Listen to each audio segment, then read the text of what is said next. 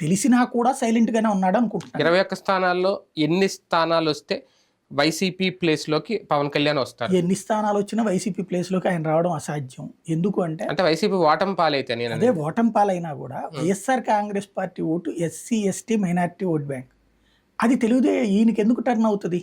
బేసిక్గా ఆయా వర్గాల్లో ఈయనకి కూడా అభిమానులు ఉండొచ్చు, కానీ అది అస్తిత్వ పోరాటం, ఆ సంగతి తెలియాలి. అస్తిత్వ పోరాటంలో గోడ మీద పిల్లి వాటాలు యాక్సెప్ట్ చేయరు వాళ్ళు, అది చాలా ఫిక్స్డ్.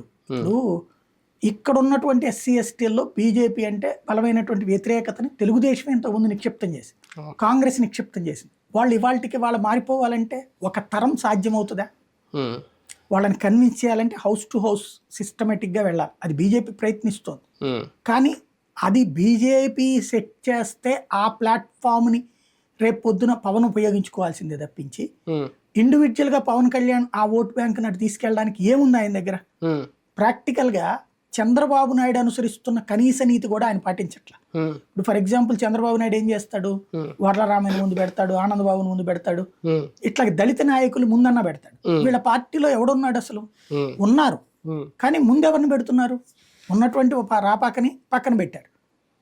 ఈయన ఎంతసేపటికి నాగబాబు, లేకపోతే గనక ఆయన పేరేంటి మన నాదెళ్ళ, ఈయన తప్పించి ఎవరు అసలు ఆ పార్టీలో? మిగతా వాళ్ళు కాపు నాయకులే ఉంటారు, అధికార ప్రతినిధి